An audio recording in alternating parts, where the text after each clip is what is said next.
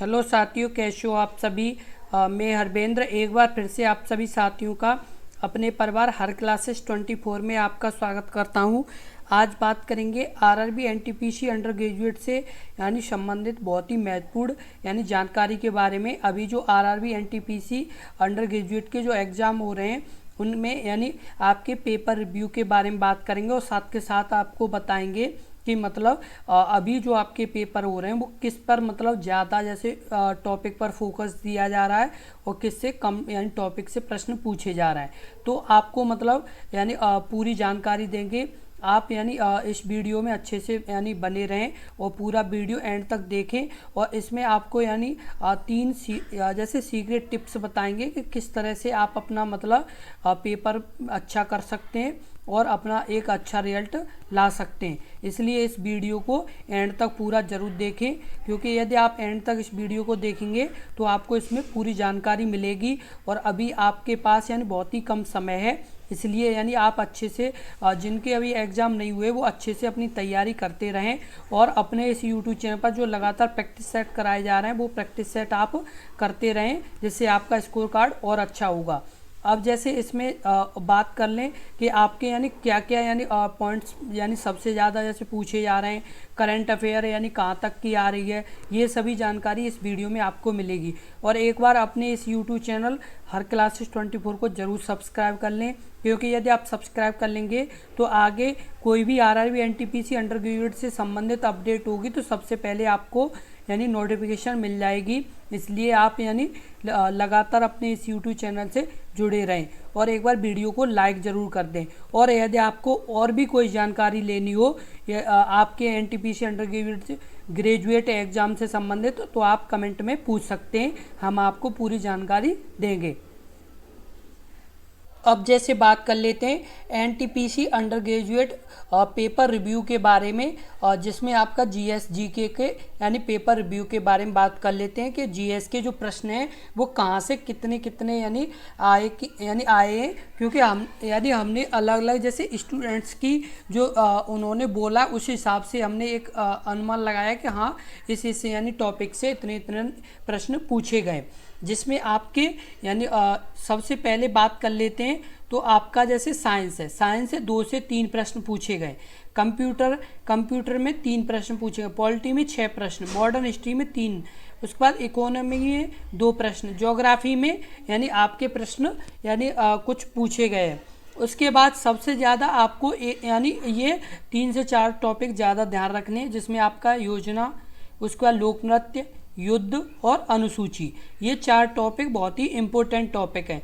इनसे यानी प्रश्न 1 से 2 प्रश्न आने की पूरी संभावना रहेगी, इसलिए इन चारों टॉपिकों को ज़रूर रिवीजन करें। फिर उसके बाद जैसे करंट अफेयर से भी प्रश्न आपके पूछे। से बात कर लेते हैं एनटीपीसी अंडर ग्रेजुएट यानी मैथ से संबंध। मैथमेटिक में आपके ट्रिगोनोमेट्री से प्रश्न पूछे गए, ज्योमेट्री से, प्रॉफिट लॉ से, परसेंटेज से और प्रोबेबिलिटी से, स्टैटिक्स से और सिंप्लीफिकेशन से 2 से 3 प्रश्न और अर्थमेटिक से भी प्रश्न पूछे गए। ये आपके यानी मैथमेटिक के टॉपिक हैं जिनसे यानी कुछ न कुछ प्रश्न आपके आए, इसलिए इन यानी टॉपिकों को आप अच्छे से रिवीजन करें। और आपको बता दें कि यदि आपने ये वीडियो अच्छे से देखी और आपने पूरा ध्यान से देखा तो आपके ज़्यादा से ज़्यादा यानी नंबर आने की संभावना रहेगी, क्योंकि हम इस वीडियो में बिल्कुल सही और सटीक आपको बताने की कोशिश कर रहे हैं, क्योंकि ये वैकेंसी बहुत कम है और इसमें फॉर्म बहुत ज़्यादा पड़े हुए, इसलिए आप यानी ज़्यादा से ज़्यादा स्कोर लेके आना पड़ेगा, तभी आपका इसमें यानी सिलेक्शन होगा। इसलिए आप यानी पूरी अच्छी से इस यानी वीडियो को ज़रूर देखें। फिर उसके बाद बात कर लें एनटीपीसी में रीजनिंग में किस किस से यानी प्रश्न पूछे गए। कोडिंग डिकोडिंग से 3 से 4 प्रश्न, सीरीज से 4 से 5 प्रश्न, एनालॉगी से 3 से 4 प्रश्न, क्लासिफिकेशन से 3 से 4 प्रश्न, शिटिंग अरेंजमेंट से और पजल से 3 से 4 प्रश्न, डायरेक्शन से 2 प्रश्न, ब्लड रिलेशन से 2 प्रश्न, सिलोजिज्म से 1 प्रश्न, मैथमेटिकल से 2 प्रश्न, वेन डायग्राम से 1 से 2 प्रश्न, नॉन वर्बल से 2 से 3 प्रश्न, क्लॉक कैलेंडर से 1 प्रश्न और रैंकिंग ऑर्डर से 1 प्रश्न। ये आपके यानी रीजनिंग से प्रश्न पूछे गए। यानी आपको क्या है कि पूरा यानी सिस्टमेटिक तरीके से यानी पढ़ना होगा और जो जो टॉपिक आपके इसमें वीडियो में बताए जा रहे हैं उन पर विशेष ध्यान दे के रखना पड़ेगा, क्योंकि यदि आप अच्छे से ध्यान रखेंगे तो आपको मतलब पूरी तरह से अच्छा स्कोर आने की पूरी संभावना रहेगी, क्योंकि ये आपके ही पढ़ने के तरीके और अपने आपके यानी समय देने के तरीके पे निर्भर करता है। यदि आप सही से समय दे रहे हैं और सही से यानी पढ़ रहे हैं और आपको सही यानी जानकारी मिल रही है तो आप मतलब ज़्यादा से ज़्यादा स्कोर ला सकते हैं, क्योंकि कंपटीशन बहुत ज़्यादा है। यदि आपके कंपटीशन ज़्यादा है तो आपको बहुत अलग करना पड़ेगा।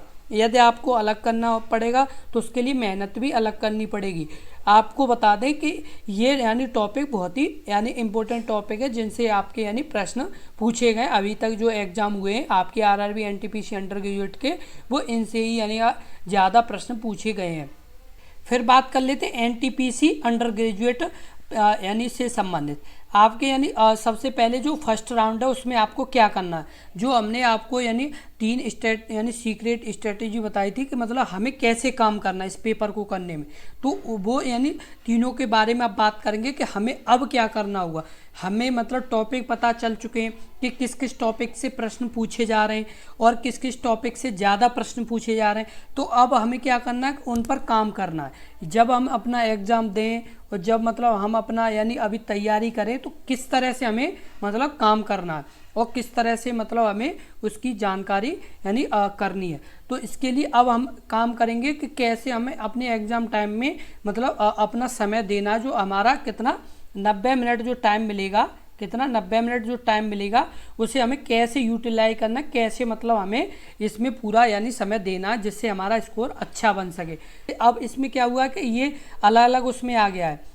क्या हुआ है कि जैसे अलग अलग यानी अब ये नहीं है कि मिक्सअप क्वेश्चन है, मैथ का पोर्शन अलग है, रीजनिंग का अलग है, जीके का जीएस का अलग है। तो हमें क्या करना है, जैसे पहले 25 मिनट हमें मैथ में देने, 25 मिनट रीजनिंग में और 15 मिनट हमें जीके जीएस में देने। ये तो हमारे हो गए कितने 65 मिनट। कितने मिनट हो गए 60। अब जैसे हमारे 65 मिनट हो गए, अब 65 मिनट के बाद हमारे पास कितना बचा 25 मिनट। अब इस 25 मिनट टाइम को क्या करना है, इसे भी हमें यूटिलाइज करना है। तो इसे कैसे करना है उसके बारे में बात करेंगे। अब जैसे 25 मिनट जो टाइम आपको देना है वो कैसे कैसे देना है उस पर बात कर लें कि आपका जैसे जो मैथ का है तो मैथ की 25 मिनट टाइम देना है वो किस तरह से देना है उसके बारे में बात कर लें। तो वो आपके बारे में जैसे बात कर लें तो ये जो आपको टाइम देना है वो इस तरीके से देना है कि आप मतलब पूरी, अब जैसे ये 25 मिनट जैसे मैथ में आपको टाइम देना है तो ये टाइम देना है आपको जो आप मतलब क्वेश्चन को, जो नॉर्मल क्वेश्चन है जिन्हें आप आराम से जैसे कर पा रहे हैं तो उसे मतलब आपको टाइम देना है कि जैसे 10 सेकंड 12 सेकंड 15 सेकंड या 20 सेकंड में जिन प्रश्नों को कर पा रहे हैं उनके लिए आपको टाइम देना है। उसके बाद यानी जो आपका यानी रीजनिंग में भी ऐसे जो प्रश्न है जो जल्दी हो पा रहे हैं आपके, यानी पहली बार में देखते हुए ही प्रश्न आप कर पा रहे हो तो उन्हें आराम से करना है। ऐसे जीके जीएस में आपको मतलब जो प्रश्न आप आराम से कर पा रहे हो और सही से कर पा रहे हो तो मतलब उन्हें आपको आराम से टाइम देना है। उसके बाद जैसे बात कर ले सेकंड राउंड। सेकंड राउंड में अब क्या करना है, सेकंड राउंड में आपको क्या करना है, इसमें यानी जैसे प्रश्न करने जो मतलब आपके यानी क्या क्या कर रहे हैं, जो प्रश्न मतलब आपके जैसे 30 से 40 सेकंड में होते हैं, कितने 30 से 40 सेकंड में जो प्रश्न होते हैं उन्हें यानी सेकंड राउंड में करना है। सबसे पहले हमें राउंड में कौन से करने थे, जो 15 से 20 सेकंड में हो रहे थे, और जो अब सेकंड राउंड कौन से करने हैं जो 30 से 40 यानी सेकंड में हो रहे हैं वो सभी यानी करने हैं, क्योंकि 20 मिनट हमारे पास टाइम अभी भी बचा है। अब वो क्या करना है कि अब जो थर्ड राउंड है, थर्ड राउंड में 5 मिनट उन्हें देना है जो मतलब हमारे लिए बहुत ही ज़्यादा कठिन है, जिनमें बाई चांस यानी एक आध 2 या 4 प्रश्न होने की संभावना है, तो उन्हें यानी हमें 5 मिनट देना है। तो हमें इस तरह से क्या करना है, पूरा टाइम को सेट करना है कि किस तरह से, क्योंकि ये स्ट्रेटजी भी हमारा रिजल्ट अच्छा ला सकती है। क्योंकि कभी कभी क्या होता है कि सरल यानी क्वेश्चन होने के बावजूद भी स्टूडेंट क्या करते हैं कि उसमें जैसे वो क्वेश्चन है 15 सेकंड या 20 सेकंड का, तो उसे समय को ना ध्यान रखते हुए वो क्या करते हैं उसमें 1 मिनट दे दी या 2 मिनट दे दी, तो उससे क्या है कि उनका टाइम खराब हो जाता है। जब टाइम खराब होता है तो पूरा पेपर भी नहीं कर पाते। इसलिए ये भी चीज़ हमें ध्यान रखनी है, जो सरल क्वेश्चन है जिसे हम आराम से जल्द कर पा रहे हैं उसे यानी आराम से करना है। उसके बाद जो थोड़े टफ हैं उन्हें हमें बाद में करना है। पहले जितने भी सरल क्वेश्चन हैं उन्हें हमें आराम से कर लेना है, उसके बाद उससे जो टफ है उन्हें करना है, उसके बाद जो ज़्यादा ही टफ है उन्हें बाद में यानी करना है। क्योंकि यदि हमने टफ क्वेश्चन को सबसे पहले करना शुरू कर दिया तो कम से कम 10 मिनट भी ले सकता है, 5 मिनट भी ले सकता है। और या 10 से 5 मिनट आप एक ही क्वेश्चन को दे रहे हैं तो आपका समझ लो कि बहुत टाइम खराब होने वाला है और आप पूरा पेपर यानी कर नहीं पाएंगे और पेपर आपका इनकम्प्लीट रहेगा। इसलिए ये चीज़ ज़रूर ध्यान रखनी है आपको। और यदि आपने ये चीज़ ध्यान रखी तो आपका स्कोर बहुत अच्छा होगा और बहुत अच्छा आपका रिजल्ट भी आएगा। अब जैसे उसके बारे में बात कर ले रहे हैं, एनटीपीसी यानी जो ग्रेजुएट पेपर का यानी जो ग्रेजुएट पेपर था वो किस तरह का था और अभी जैसे जो अंडर ग्रेजुएट का वो किस तरह का। तो आपको बता दें कि अभी जो पेपर आ रहा है और जो अभी जैसे करंट आ रही हैं वो ग्रेजुएट के से थोड़ा सा डिफरेंट है, यानी थोड़ा सा फ़र्क है। तो इसलिए ज़रूर ध्यान रखना है। और आपको बता दें कि ये जो अभी मतलब जैसे पेपर हैं फर्स्ट और सेकंड शिफ्ट, ये मतलब अलग अलग जैसे पेपर हैं। ये नहीं है कि मतलब कोई मिक्सर है या मतलब कोई जैसे बिल्कुल एक क्वेश्चन रीजनिंग का, एक हिंदी, एक आपका जीके का, एक आपका यानी करंट, इस तरह से नहीं, अलग अलग पोर्शन जैसे जीएस का अलग, मैथ का अलग, रीजनिंग का अलग। उसके बाद जैसे बात कर लें कि आपकी करंट कहाँ से पूछी जा रही, तो करंट अफेयर के आपके जनवरी से यानी जून तक अभी ज़्यादातर प्रश्न देखने को मिले हैं कि जनवरी से जून तक के ही अभी तक तो प्रश्न पूछे गए।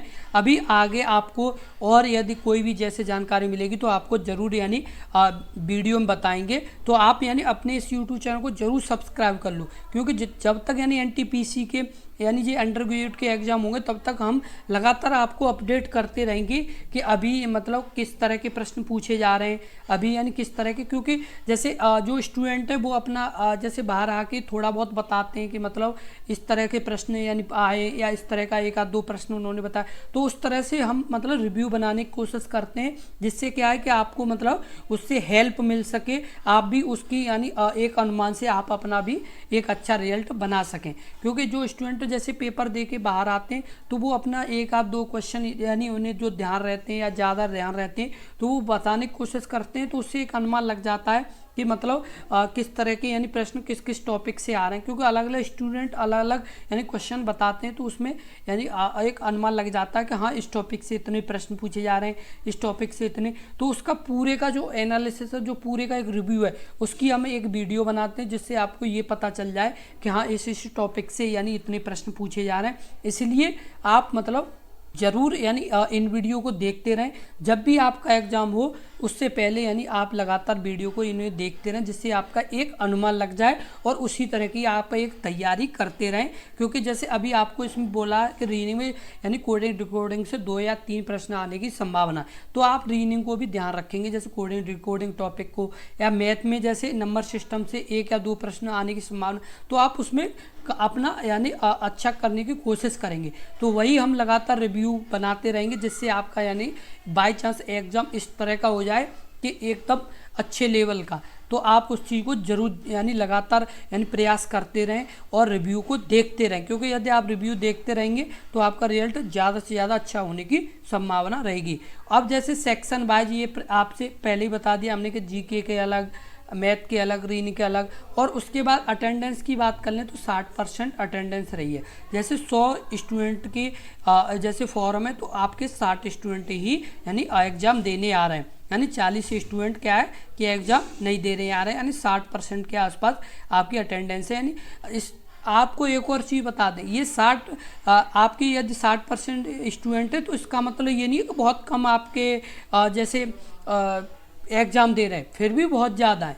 इस चीज़ को अपने माइंड से यानी निकाल लो, क्योंकि बहुत कम वैकेंसी है और स्टूडेंट बहुत ज़्यादा है। क्योंकि करीब करीब 60 लाख के आसपास स्टूडेंट हैं और वैकेंसी वही 3000 के आसपास है। नॉर्मली 2000 के आसपास पर सीट पर फाइट है, 2000 के आसपास पर सीट पर फाइट है, इसलिए इस चीज़ को माइंड में ज़रूर रखो। और आपको यदि अभी आप मान लो कि आपके यानी 60% स्टूडेंट आ रहे हैं, तो 60% का भी 1200 है, यानी पर सीट पर 1200 स्टूडेंट आ रहे हैं, इसलिए आपको तैयारी अच्छे से। हाँ, दूसरी बात, आपको अपना मनोबल नहीं गिराना है। हमें बस क्या करना है कि हमें केवल अपना जो ये जो 1200 है, इसमें 1199 जो स्टूडेंट है, 1199 जो स्टूडेंट, उनसे कुछ अलग करना है। बस क्या करना है, थोड़ा सा अलग करना है और आराम से हमारा सिलेक्शन हो जाएगा। जो 1199 जैसे या 1290 जितने भी यानी हमारी अटेंडेंस लगेगी, उनसे केवल एक हमें अकेले मतलब अलग कुछ करना है और हमारा सिलेक्शन आराम से हो जाएगा। और आप इस वीडियो को ज़्यादा से ज़्यादा शेयर कर दो, और यदि आपको वीडियो अच्छी लगी हो तो लाइक ज़रूर कर देना।